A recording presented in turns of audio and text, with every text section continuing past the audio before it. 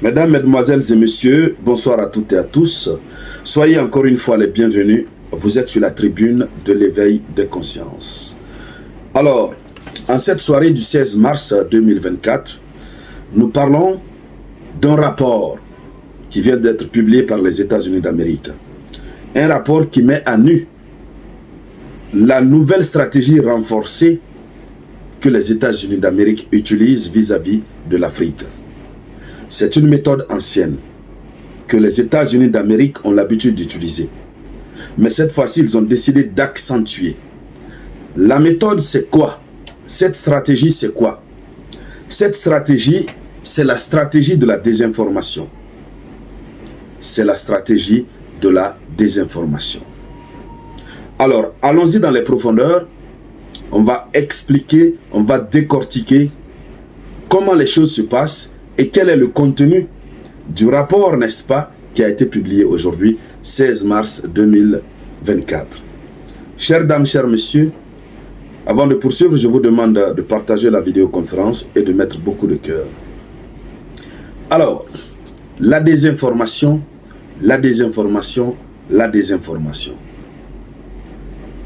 C'est la stratégie. Donner des informations à l'Afrique pour faire croire à l'Afrique que les autres puissances qui sont en concurrence avec les États-Unis d'Amérique sont des puissances qui ne veulent pas du bien de l'Afrique. On le sait tous. Et donc c'est dans cette optique que ce rapport a été publié aujourd'hui 16 mars. Et ce rapport, c'est un rapport qui accable la Russie. C'est un rapport qui désigne la Russie comme étant le premier pays au monde, la première puissance, qui desservit toute l'Afrique en termes de désinformation. Après la Russie, dans leur classement, vous avez, n'est-ce pas, les Émirats Arabes Unis. Les États-Unis d'Amérique se soustraient de la grande loge des puissances qui procèdent à la désinformation. Mais ce qui est surprenant, ce qui fait mal, c'est que vous avez l'institution en charge, n'est-ce pas, de la production de ces rapports, qui est basée aux États-Unis d'Amérique.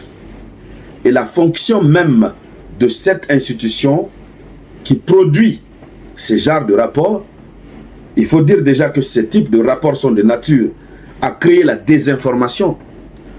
Un rapport qui désigne le responsable de la désinformation, qui par lui-même, le rapport lui-même, en lui-même est une désinformation, ça devient compliqué. Comment on appelle cette institution? C'est une institution américaine qu'on appelle le Centre d'études stratégiques de l'Afrique. Retenez très bien l'appellation de l'institution.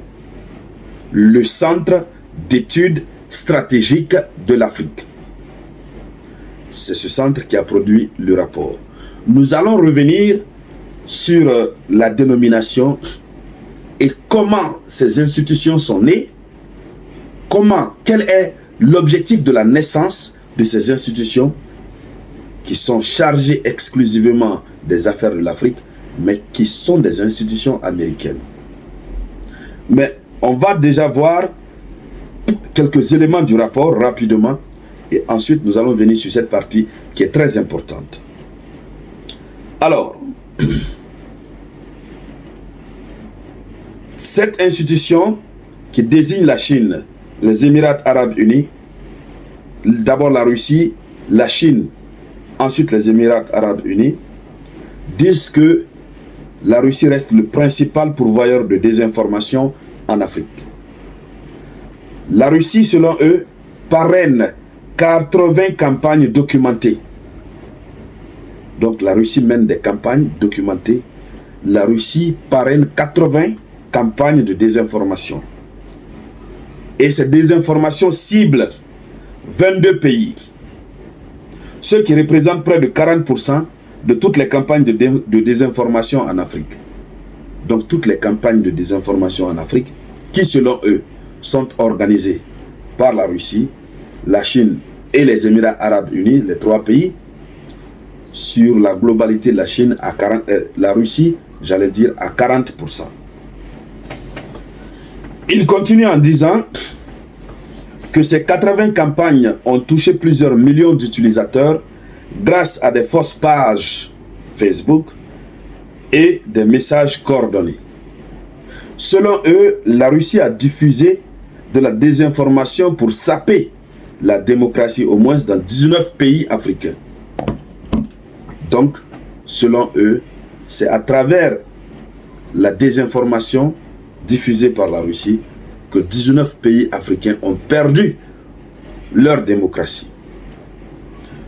Mesdames, Mesdemoiselles et Messieurs, voici l'essentiel du contenu du rapport publié par le Centre d'études stratégiques de l'Afrique, qui est une institution américaine rattachée au ministère de la Défense américaine.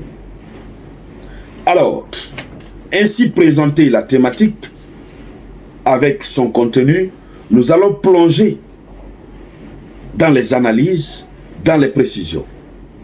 Encore une fois, même si cela gêne, mais permettez-moi de rappeler qu'il faut partager la vidéoconférence parce que ça donne plus de visibilité.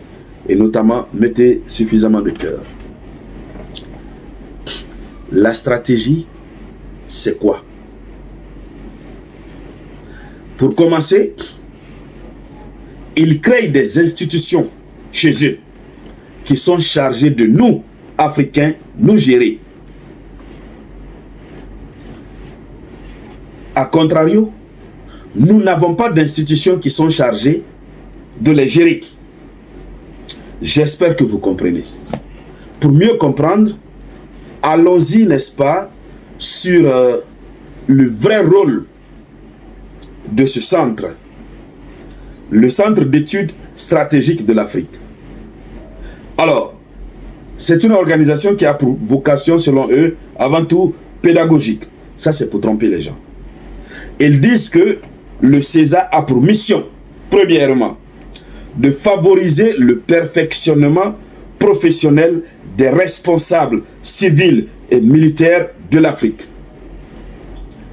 Favoriser le perfectionnement professionnel des responsables militaires et civils de l'Afrique. Jusqu'à ce niveau, on comprend. De soutenir la gouvernance démocratique en Afrique et de promouvoir un dialogue soutenu et durable entre les responsables africains, européens et américains. Voici son rôle. En conclusion, ils ont créé cette institution uniquement pour l'Afrique. Uniquement pour l'Afrique. Et donc, à chaque période de l'année, cette institution va produire des rapports concernant les pays africains.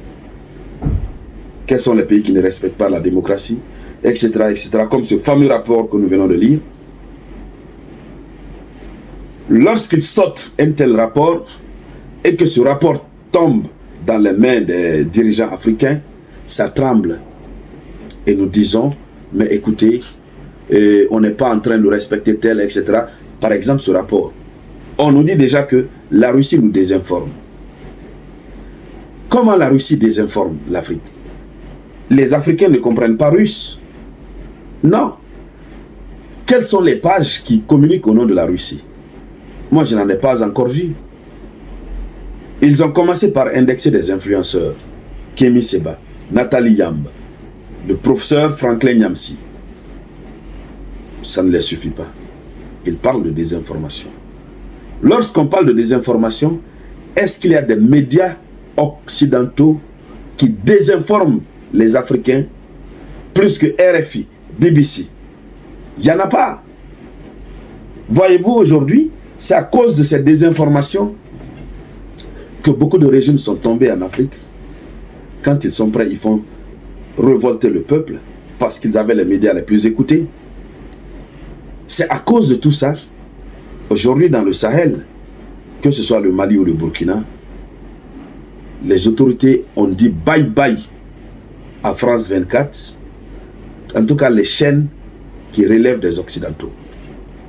On les a dit bye-bye. Et cela leur fait mal Puisque aujourd'hui, les médias classiques ne sont plus trop écoutés. Et presque toutes les pages des influenceurs, des analystes, des conférenciers comme nous autres en Afrique ont pris position pour la Russie.